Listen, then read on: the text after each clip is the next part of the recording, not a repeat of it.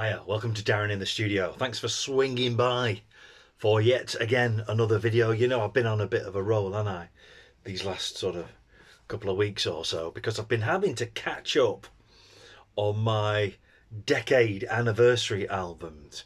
We've done 1964, 74, 84, 94, 2004, and now we're doing 2014 albums that are 10 years old this year in 2024. The thing I like about this particular subject of decades is obviously every time a year swings round, there's a whole new opportunity to do them all over again, because obviously they're never the same.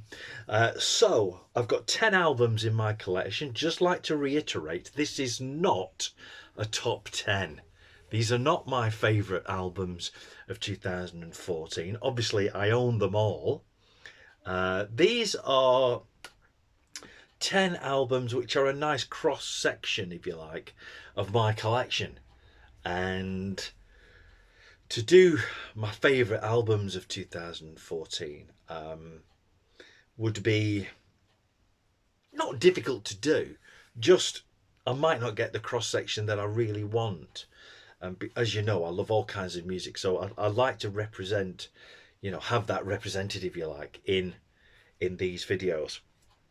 So I've got 10 albums here. There's only one vinyl, and we'll get to that in a bit. Again, this sort of reiterates what I said in a previous video, that it looks like up until about maybe 6 or 7 years ago, I was pretty much just buying CDs and then got back in to buying vinyl. Although I never stopped buying vinyl, really. I just tended to go for more CDs. Two reasons, really. The cost of vinyl then and now is insane. It really is. And yet the CD is still quite an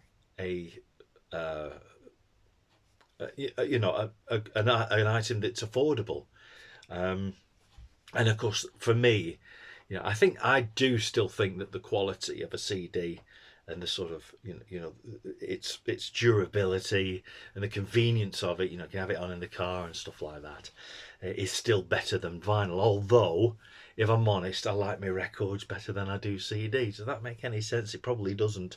But anyway, let's get into the video. 10 albums, all in alphabetical order. I remembered to alphabetically order them this time round. We're starting at A, and AC/DC.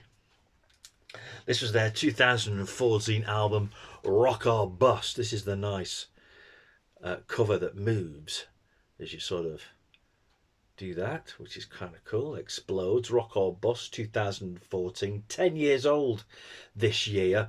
This was the first album that they recorded without Malcolm. Of course, I think Malcolm had died by the time this was released. I might be wrong with that, but I'm sure he had passed away. Rock or Bust, AC/DC. Some good songs on here. Rock and Bust is a great track. Dogs of War. These are just songs that stick out. But I still think, for me, AC/DC sort of lost it, really. For me, anyway, after For Those About to Rock. And there's always that little sort of niggling thing that's always around. Did Bon Scott write Back in Black and For Those About to Rock? I think he had a hand in both of them, if I'm honest. But that's another video for another time. AC/DC's AC/DC's Rock or Bust, 2014, celebrating its 10th anniversary this year. Good album. Next up, Johnny Cash, and an album that you probably think Johnny's been gone a lot longer than 10 years.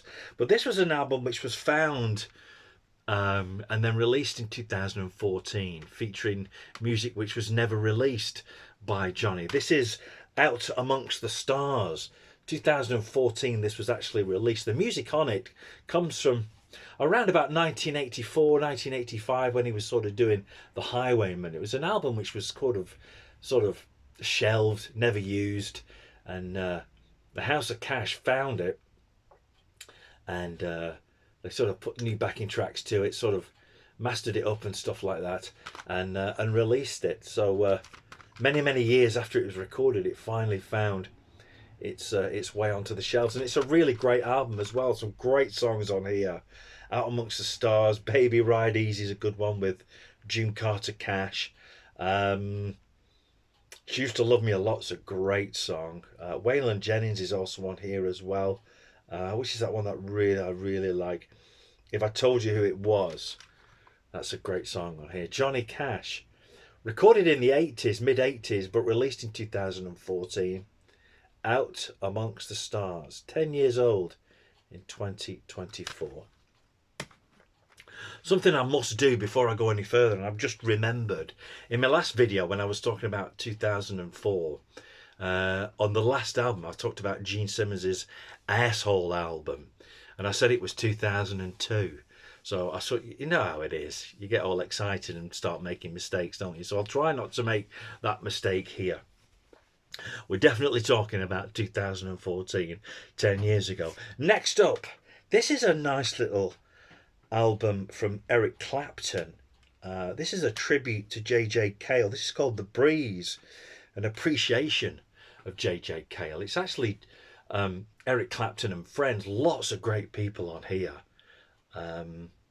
Tom Petty's on here, Willie Nelson, John Mayer, Mark Knopfler, lots and lots of great artists on here, all doing songs, of course, by J.J. Cale. Great album this. Played quite a lot of this on my radio show, The Session, over the last sort of 10 years that it came out. This is on the Surf Dog label.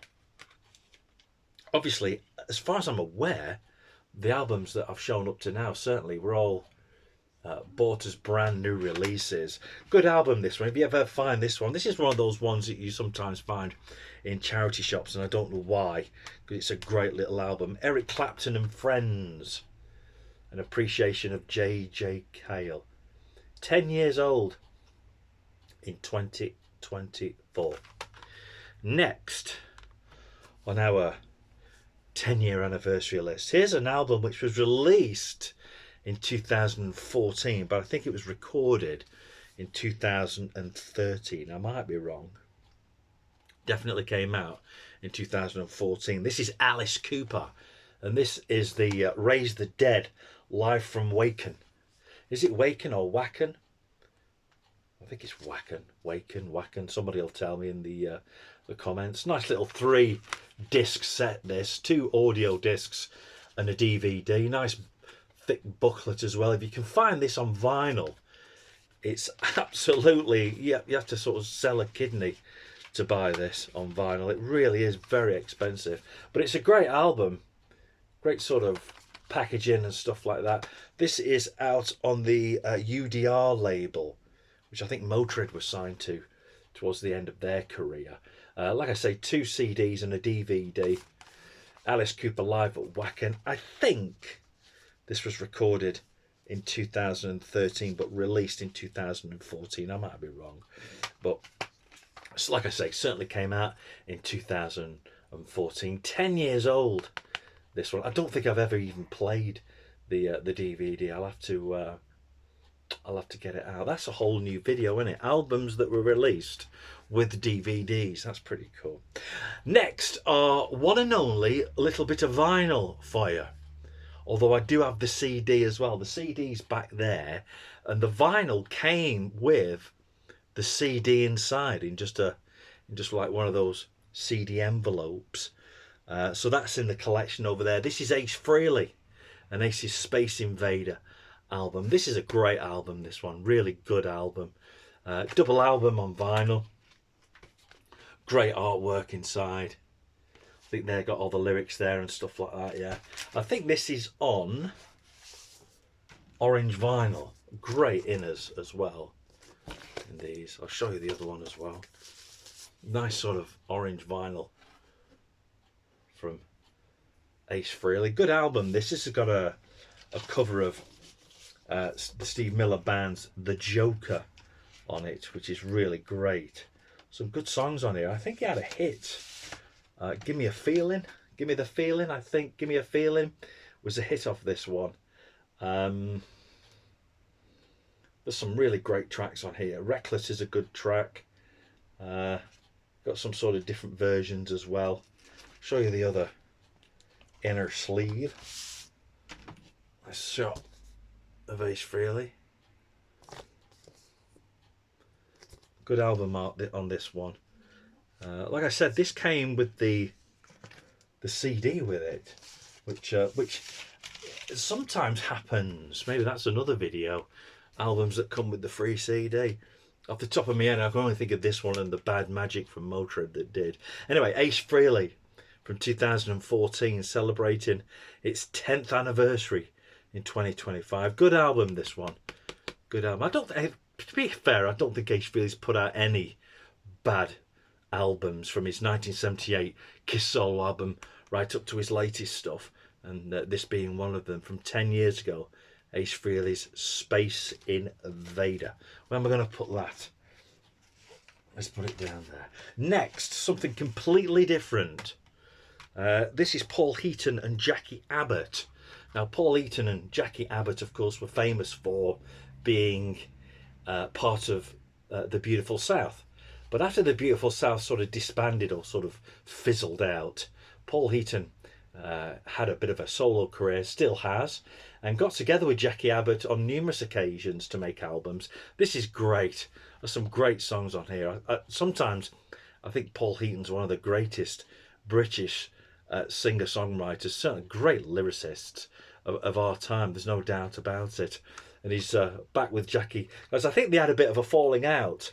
And I know she left the Beautiful South, and like I said, the band sort of fizzled out. And then he got back in contact with her, and they sort of smoothed over the cracks and put out some more material. Really great. I think there's another album after this. I don't think I've got it though, if I'm honest. But Jackie Abbott and Paul Heaton. This is an album called What We Have Become. Some songs on here, you've got to really hear them. A bit sort of Beautiful Southy. All about sort of life, really, and how sad life can often be. DIY is a great song on here. Costa del Sombre is good as well. Some really great tracks on this one. If you've never heard this album and you like good singer-songwriters, good sort of sad songs, really, which are made sort of poppy, you know. This would be a good one to go to. Paul Heaton and Jackie Abbott. What Have We Become is the album. 10 years old in 2025. I did say there was a nice sort of mix of different things in here. How about this? Here's a singer-songwriter which I sort of discovered on a freebie CD that came with classic rock, and I just enjoyed it so much. I thought I'd go out and get some more of her stuff. And this is the second album that I've got of hers, but I don't know where this sort of fits within her discography. Again, from 2014. This is Lydia Loveless. This is an album called Somewhere Else. This album's called. You can see it a little bit better if I sort of do that. Get the light catching on it a little bit. Quite sort of basic digipack packaging. I don't even think there's a booklet with this. No, there's not. There she is. There's Lydia. Now Lydia is one of these singer-songwriters. You have to excuse me for itching my face all the time. My hair's tickling me. Anyway, she's one of these sort of like a country rock kind of singer-songwriters who again sings very sort of, often sings very sad songs and sort of, I don't know, sort of quite deep sort of music. There's a great song on here. I think the song Steve Earle's on here. Is it Steve Earle? No, Chris Isaak is on here. I think on some of her albums she names songs after people, and Steve Earle she has it on her other album. She has a song called Steve Earle. This is Lydia Loveless. Somewhere Else is the album. This is on the Bloodshot label. Nice little album this. If you've never checked out Lydia Loveless, then check her out. I think you'd enjoy it.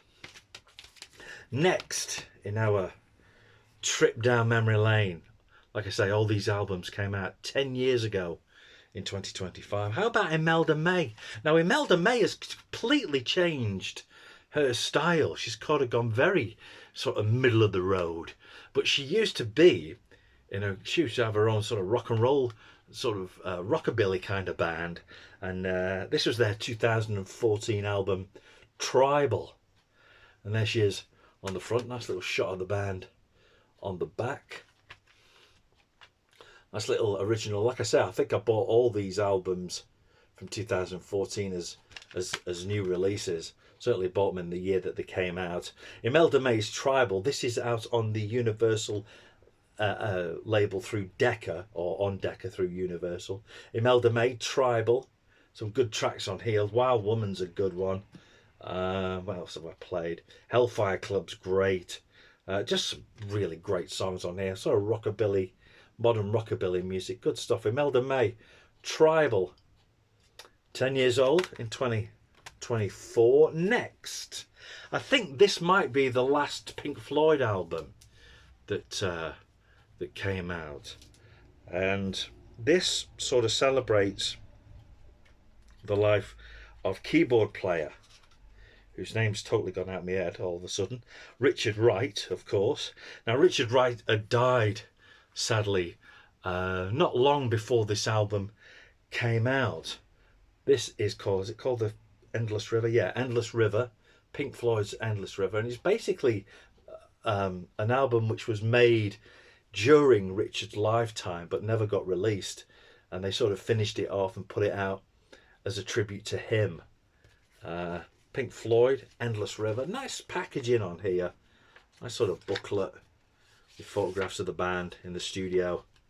Nice artwork, and the CD there in the back. Nice sort of, feels like a book, you know, like a hardback sort of book. The Endless River, Pink Floyd. 10 years old this year, 2024, which means, I suppose, Richard Wright's been gone for, I don't know what, 11 years, 12 years or so. Here's an album, this next one, and this is the last of the 10. This is an album, I'm not sure I featured this on my DIY video, I might have done. But here's an album which was put out by the band, totally independent. And I think you can only sort of get them via their website or their gigs. This is a band called Talon. Now, Talon are a Eagles tribute band. Been going a long time now, Talon, but they do put out their own CDs based around the Eagles. But this album is a little bit different. This is called the Acoustic Collection. 2014, really nice artwork on this album. Like I say, a completely independent production. This is on the Big Red Records label. Of course, you can see there's no barcode or anything like that, so it's not through a record company or anything like that. A nice little shot of the band inside, if I can get the thing out, which I can't. Like I say, Eagles, Talon are an Eagles tribute band, and but they're very good, really good musicians. And this album features some Eagles music, but it has a really wide variety of different singer-songwriters and bands on here. For example, Rocket Man by Elton John is on here. The Beatles, Blackbird, Scarborough Fair, Simon and Garfunkel, all different sort of things recorded by Talon. If you ever get a chance to check out Talon live, then I strongly suggest you do so. They are a superb band. I think they play throughout Europe and certainly here in the UK. I don't think they've ever sort of played in America or anything, but if you get a chance to go and see them, then do so, and pick this album up, because it's absolutely superb. This is one of those albums, sort of those DIY albums that I have in my collection, where I always used to think, why was this never picked up by a big record company and put out? Maybe they don't want it to, I don't know, but it is a great album. Give you the shot of the songs there and you can figure out who did what. They're pretty famous songs, all on the back there. Talon from 2014, 10 years old. I think I bought this at one of their gigs. Great band live, do check it out. Talon Acoustic Collection, 10 years old this year in 2024. That's it. That is our rundown of albums put out 10 years ago. I do intend, sort of mid-December sort of time, in looking back on this year, 2024, and sort of highlighting 10 albums, if I've got 10 albums that came out this year, sort of highlighting 10 albums that have come out in 2024. So if you've got any of these albums, let me know what you think of them. And also, of course, as before, let me know what your favourite albums are of 2024. Love to hear your, not 2024, 2014. Let me know your favourite albums of 2014, 10 years ago. And I'll be great to, it'd be very interested to check those out. Like, subscribe, hit the bell for notifications. You know the deal by now, you know the drill. Would like to get to 700 subscribers by the end of the year, but I don't think I'm going to. Picked up a few these last couple of weeks, but I don't think I'm going to get to 700, unfortunately. But you never know. Anyway, until next time, look after yourself, look after each other, and we'll see you in the studio for another video very, very soon. Tatty bye.